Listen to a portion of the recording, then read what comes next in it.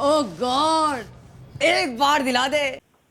सुभद्रा योजना आसिया पूर्व सीबीडीसी करिया पड़ियो कि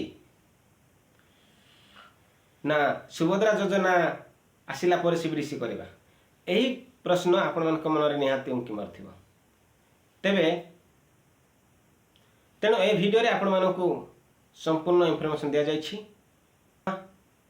तेणु जदि वीडियो नुआ अछंती तेबे वीडियो टी शेष पर्यंत देखंतु। वीडियो टी भल लागिले लाइक टे करिवे एवं चैनल रे नुआ आथिले चैनल टी को एबे ही सब्सक्राइब करी पाखरे थिबा घंटी चिन्ह को दबाई ऑल रे सिलेक्ट करिवे। नमस्कार दर्शक बंधु, मु पवित्र पडरा मोर एक नुआ वीडियो रे आपण मानकू स्वागत करूछि। जो सुभद्रा हिताधिकारी अछंती आपण मानक मन रे निहाती प्रश्न उंकी मारुथिबो जे सुभद्रा योजना आसिया पूर्वरु आमे सीबीडीसी करिया पड़िबो कि? सुनंतु, सुभद्रा योजना आसिया पूर्वरु सीबीडीसी करिवा ठारो अति गुरुत्वपूर्ण विषय होची आपण मानकर अकाउंट ई केवाईसी अछि ना नाही, डेबिट लिंक अछि ना नाही, आपण माने प्रथमे चेक कर नियंतु। जदि डेबिट लिंक अछि ई केवाईसी अछि तेबे सुभद्रा योजना टंका आका थर के आपण मानकर अकाउंट को जीव। जदि अकाउंट रे आपण मानकर टंका जाए नाही तेबे आपण माने सीबीडीसी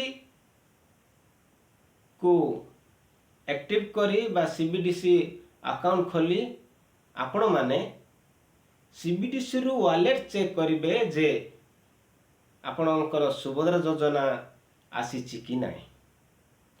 जदि सीबीडीसी वॉलेट रे आपणकर सुभद्रा योजना 5000 टंका अछि तेबे आपण माने निज अकाउंट को ट्रांसफर करि परिवे।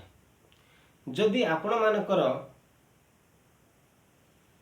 अकाउंट रे सुभद्रा योजना डायरेक्ट आसी गला तेबे आपण मानकू कोनोसी सीबीडीसी करबा जरूरी ही नहीं। बात तो सही है।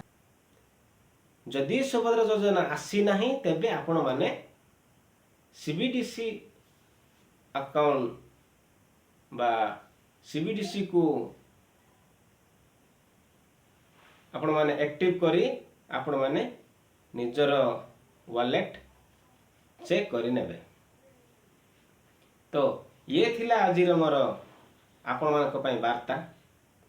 मोर वीडियो सबुबेले विलंब रे आसीबा कारण होउची मु प्रथमे मु जो वीडियो बनेबी से वीडियो लोक मानक पई काम रे लागिबो। तो जेति समय मु वीडियो बनेची सेतकी समय मध्य रे एटलिस्ट 2-3 पद तांको काम रे लागिबो। तो एहा प्रथमे मो निजको प्रश्न करे, जदि मो विवेक मते कुहे तेबे वीडियोटी मु आपण मानक सम्मुख रे आने।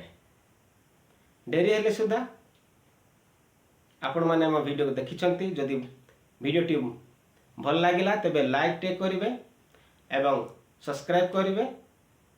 आजिर वीडियो एति रखिबा, देखा हेबा नेक्स्ट वीडियो रे। रहिली, नमस्कार। नहीं मम्मी, लोग वीडियो तो देख लेते हैं पर कोई चैनल को सब्सक्राइब नहीं करता। वीडियो बनाते जा बेटा, एक दिन लाइक आवेगा।